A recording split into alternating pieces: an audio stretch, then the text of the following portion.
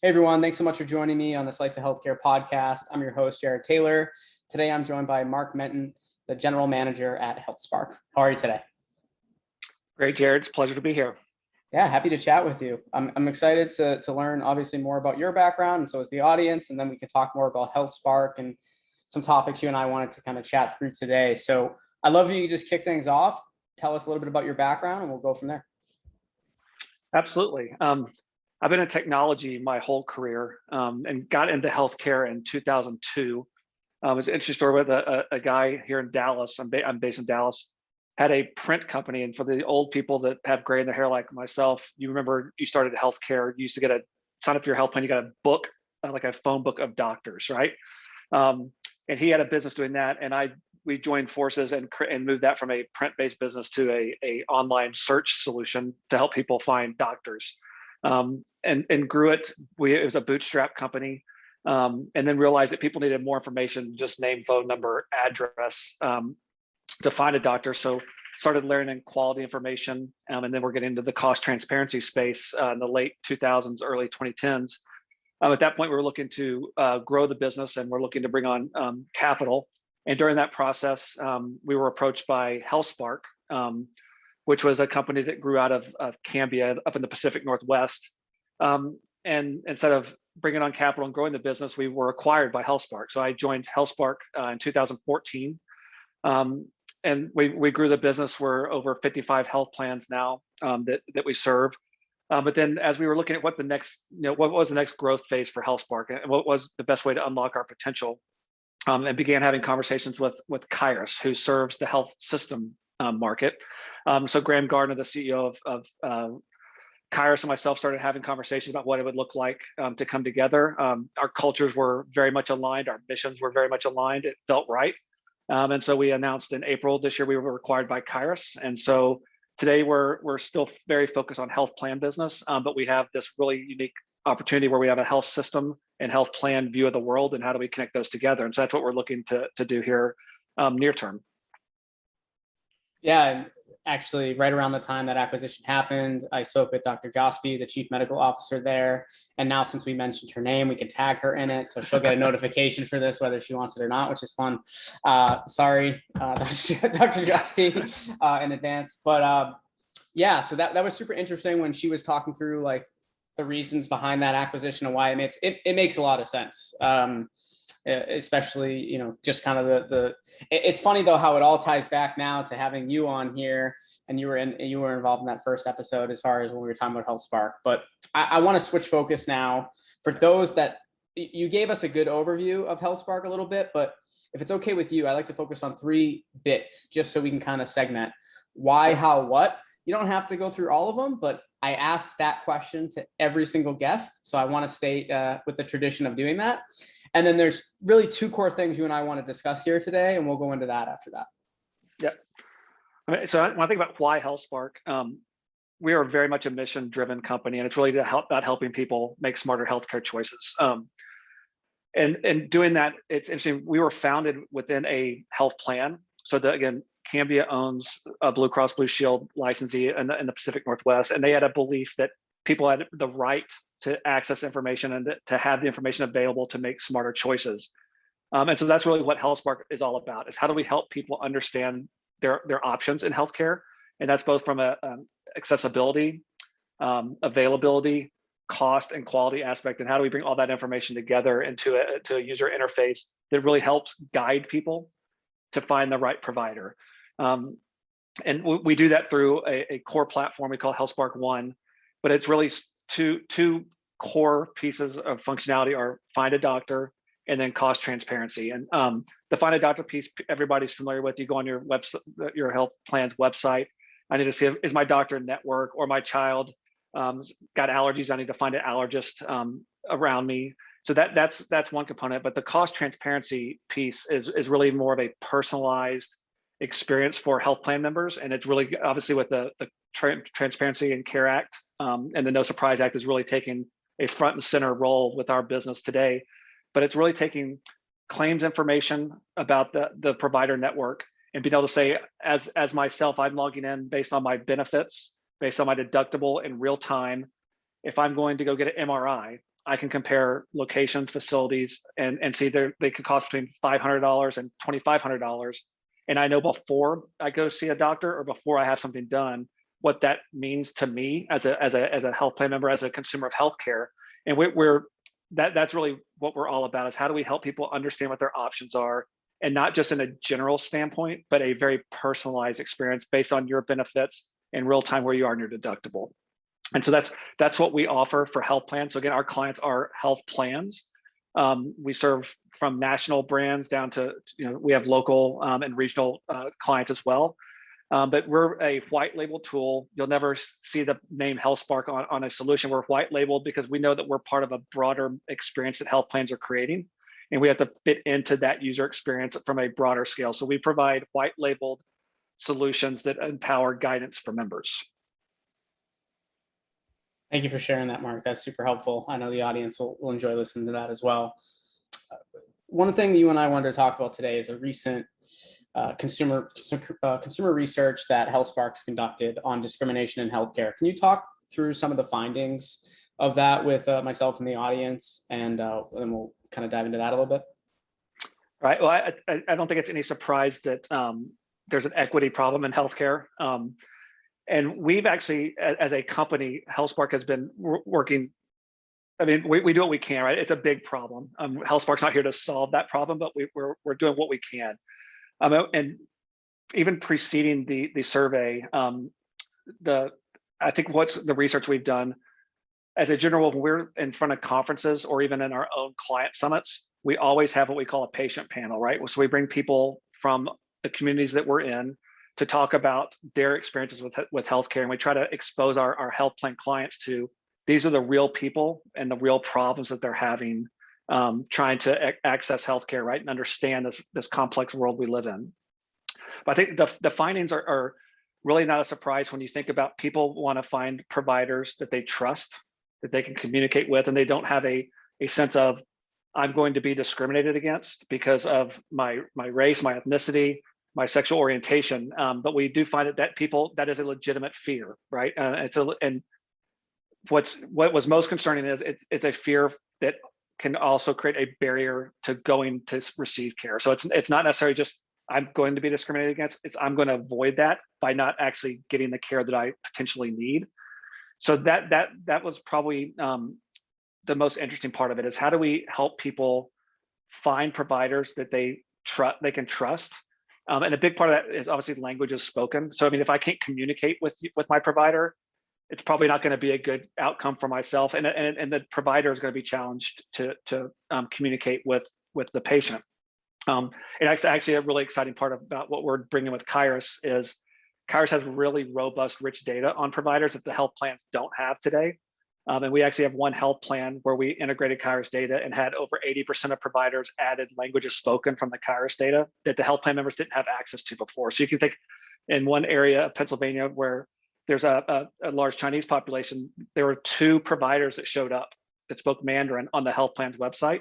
We added the Kairos data and we had 79 providers. So it's really robust information like that can really help people find the right provider. And I think that the other interesting thing is it also varies based on whether I'm looking for a primary care doctor or a specialist. What we see in the data is that when I'm looking for a primary care doctor, that's really, we joke from a user experience standpoint, that it's more like match.com, right, than Google. It's like, I need to understand more about the doctor, because that's a relationship I'm creating. I need to know this person, I need to trust this provider.